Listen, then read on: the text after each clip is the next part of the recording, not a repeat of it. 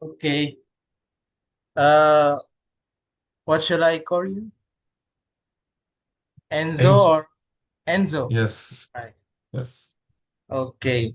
So you may call me Yusuf. Yusuf. So let's just start our podcast. Okay. No need to be so formal. Just relax. Okay. So you've told me that uh you you are so up with the China in international relations.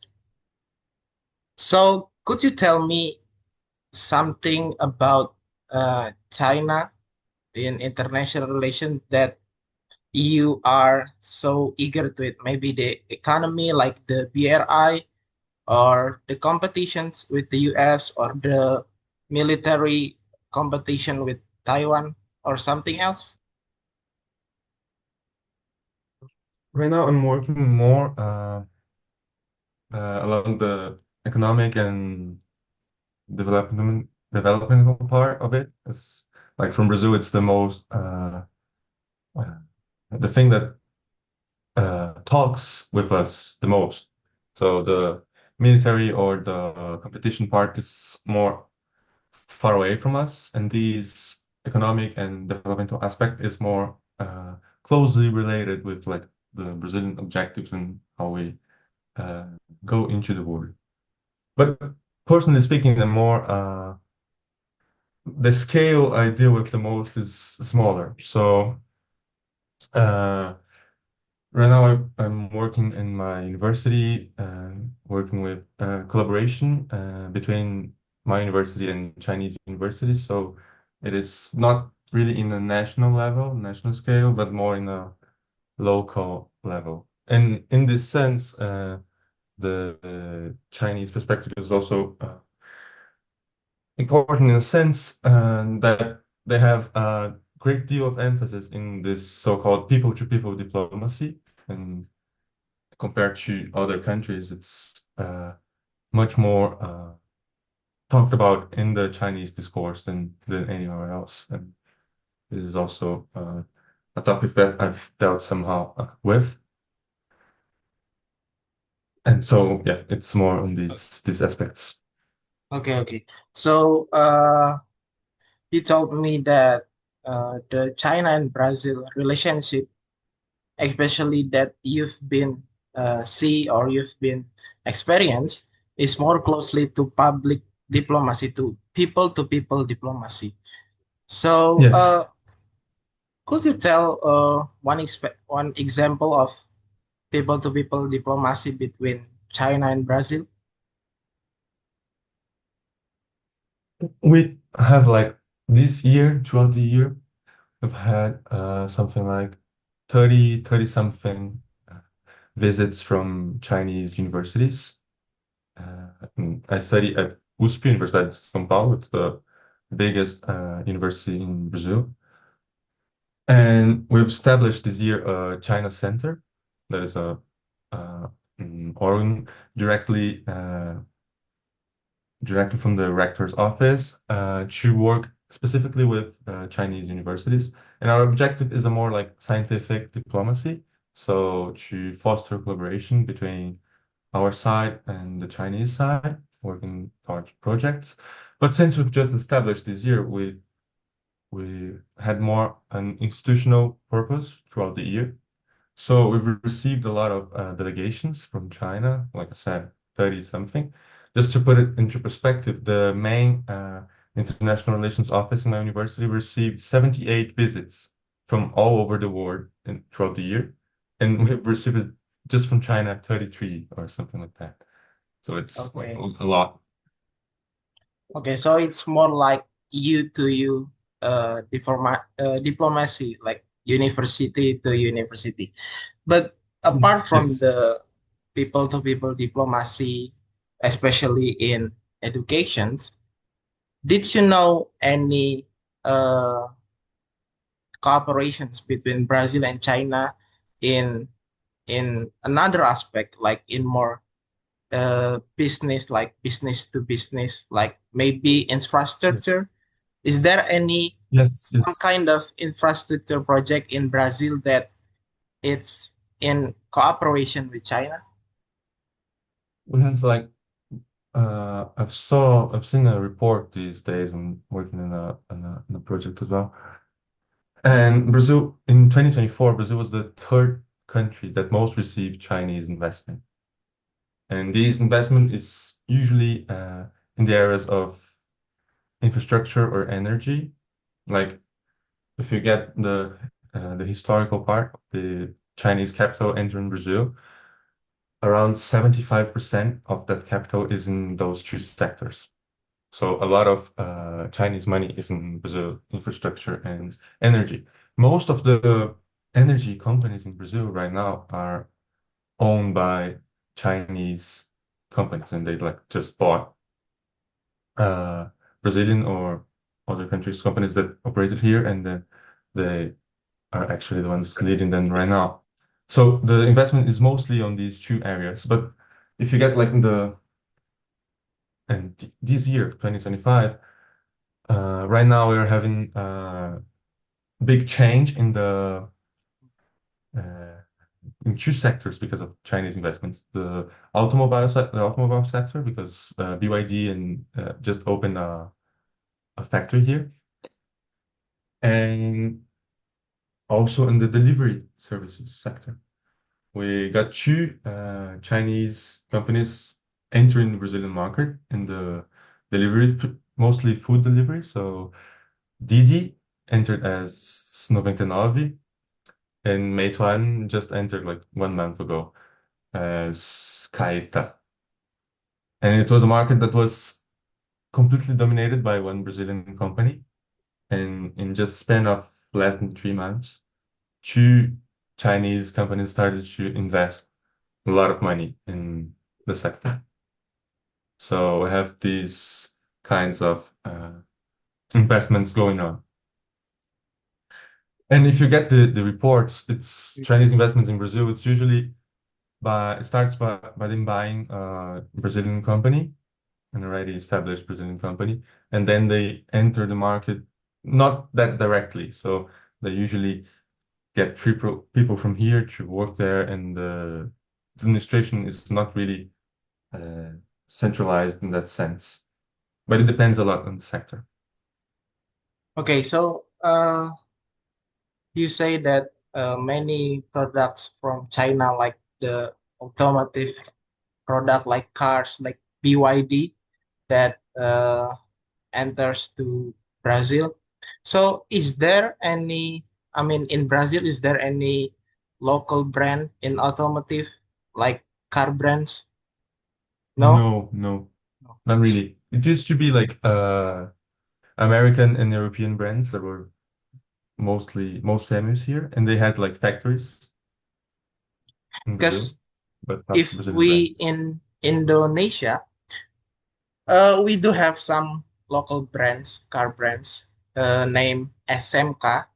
So it begins like 10 years ago, and Mhm.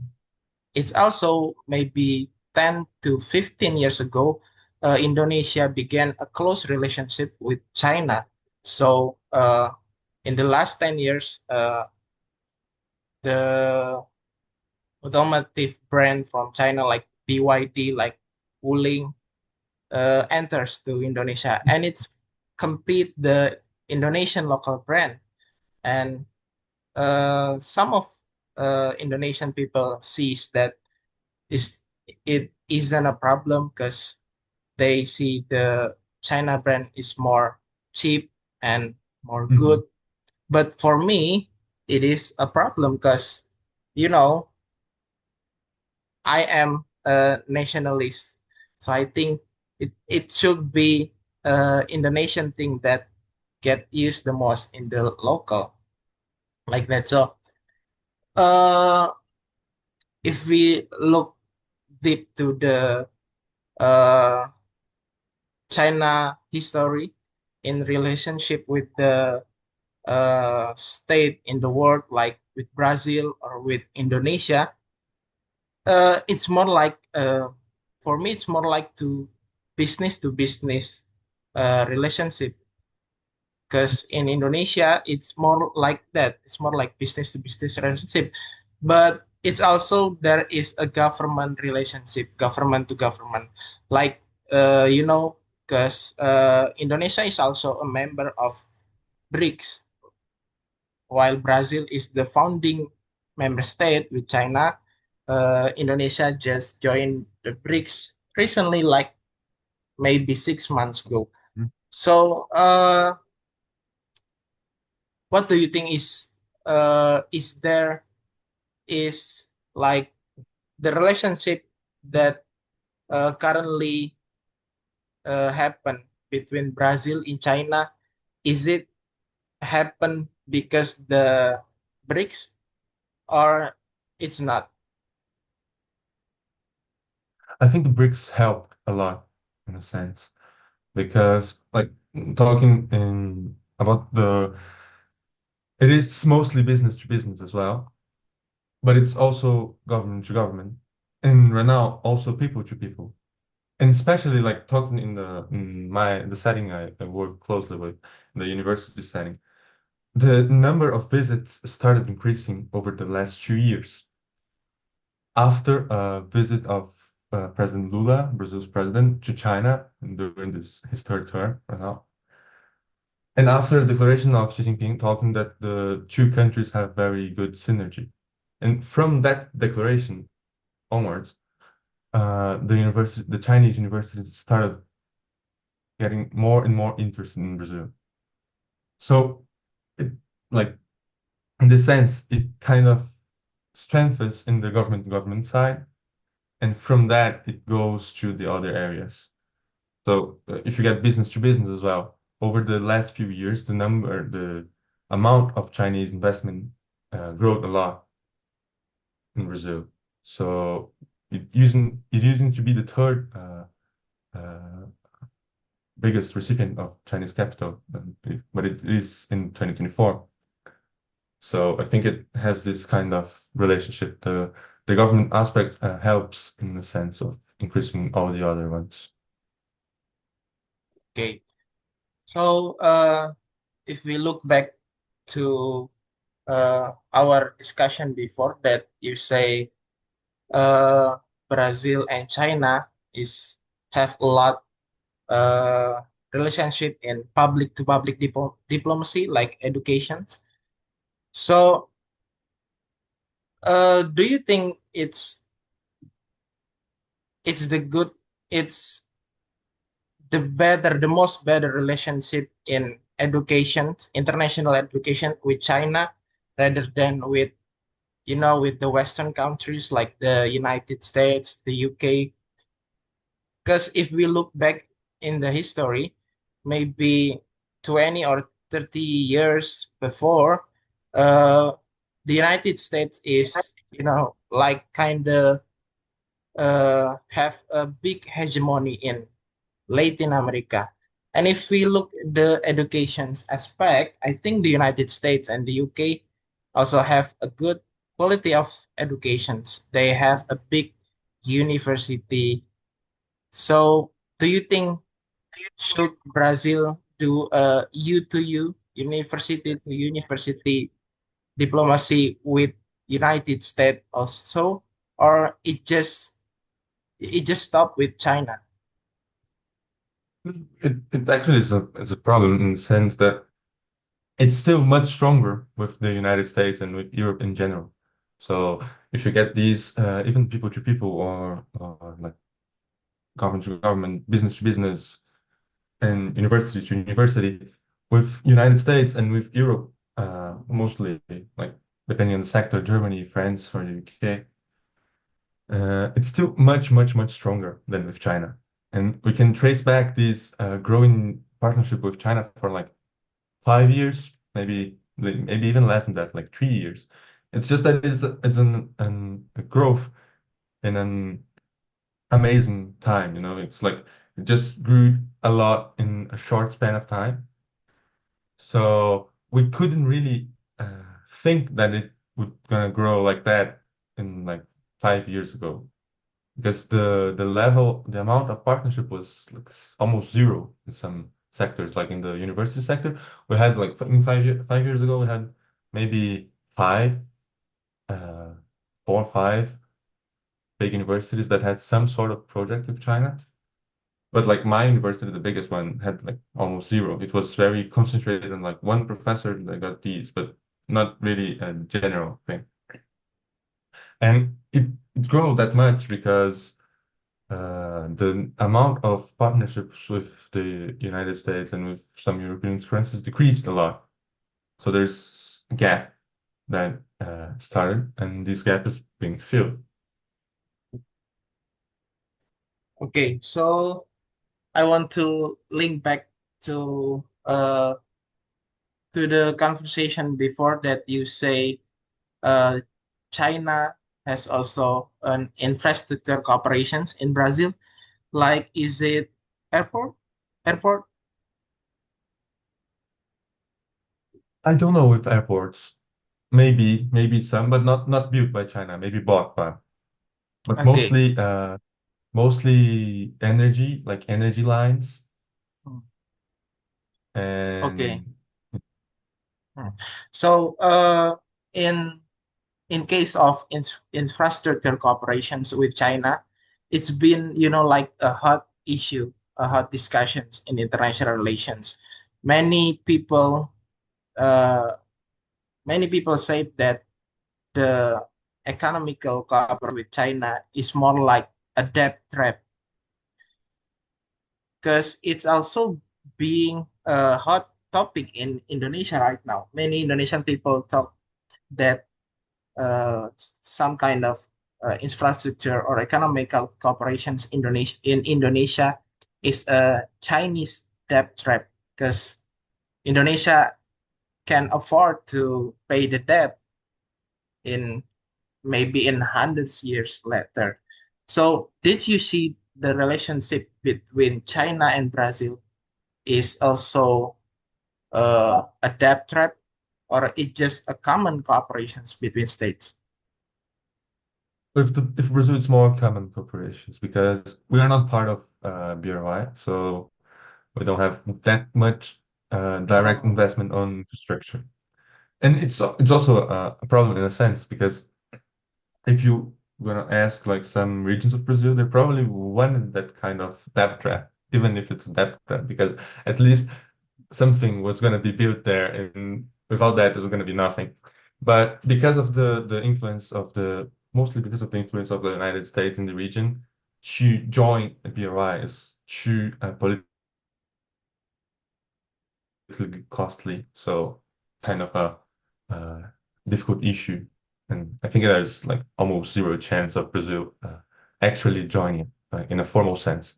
But you can have like informal partnerships that are almost like if the country joined, but not formally joined. okay. So you say that I just know that Brazil is not part of BRI.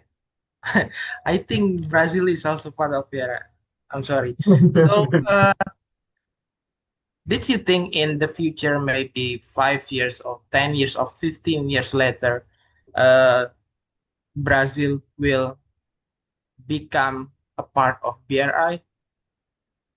I don't know. I think it's not likely because of the position of the United States in the region. If Brazil were to join BRI, then going to be a lot of protests from the states.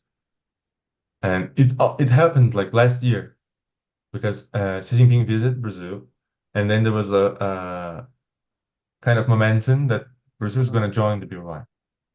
But then the Brazilian diplomacy just like let it die because the US Yeah. was already answering quite angrily in a lot of ways.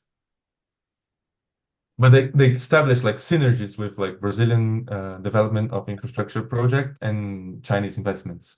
So they decided to not formally join the project, but like not let the partnership go away. Okay. So I don't know much about the Brazil foreign policy ideology or some kind of that. But one thing I know that Brazil is a big country in many aspects in economy, maybe military, and any aspect. Brazil is the biggest, uh, biggest power in the region. If we compare to another Latin America states or another America states besides the United, I think Brazil is the bigger. So, uh, in your opinion, is it possible maybe in the future Brazil will build its hegemony like United States or like China, like maybe build some kind of BRI, but in Latin America? Is it possible to you? I don't really think so. Like over the last 30, 20 years, more or less, it actually tried some projects, but like uh, all of them didn't fare very well. So, and in the short time, I think Brazil is gonna be much more focused on internal aspects, as there's like a deep political crisis almost coming up every election. So I don't really think it could go much far away in the war, in this internal situation, in this internal setting. Okay. So if they're not like maybe in a really rarely something happens internally that allows the country to go to the outside world, but I don't see it happening in the short time. At least not with the things we can see right now. All right. All right. So I've said that Brazil is one of big country in the region. So I think they have bigger voices also in the international arena, like the in the UN or something else. Uh, did you think uh, Brazil will, will be like a bridge, will be a voice of Latin America? Because or also maybe Brazil will build regional organizations in Latin America? Or is Right. there any now? Yeah, there are a lot of them, but they're all like that inside, you know. They have like a formal structure, really good formal structure, but in practice they're trapped inside themselves, so they don't really work. And as I've said, this is going for like more than 20 years already. So it's very difficult to see some sort of progress in short time, seeing like the last 20 years being like that. In a much better situation in the internal politics, like over the last 20 years, some periods were quite good. And even then, these sort of regional organizations didn't really bloom that well. And there are also a lot of divergences between the Latin American countries that make these kinds of organizations very difficult to come along. And yeah, in the short time, I think it's not likely, but it could change. It could change. Yeah. So, uh, Enzo, I'm sorry, but I'm using uh, a free Zoom meeting. So, so it's just 20 to 30 minutes. So I think Mhm. I will end our discussion sessions. So I will ask you the final questions like uh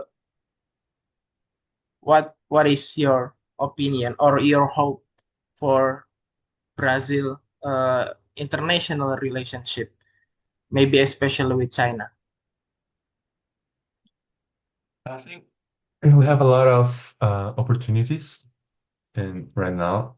And if they're rightly used and worked on with care and with intention, then we can achieve a lot, especially regarding the situation with China and how China posits itself in the world. If we can find balance and really strike good conversations and good negotiations, we can actually build a lot of things inside Brazil and also in the region.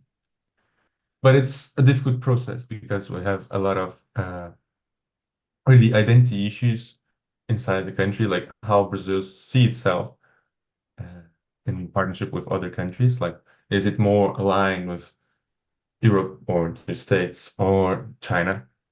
And that is a good internal problem here. It's really a question. Depending on which type of person you ask, then this person embodies a different kind of identity regarding the what should Brazil really be. But we have a good moment, a good period in this sense that could bring a lot of positive changes. It's just a challenge to strike a good balance in this sense. Okay, so I think that's it. So thank you, Enzo, for your time, for your attendance. So I think I will end the sessions, and I'm so happy to meet you, to know you in person. Maybe someday we Yes. can meet in person. I hope so. So that's it. So thank you. So I will end the meeting. Thank you very much for asking me and for this great session. Nice to meet you.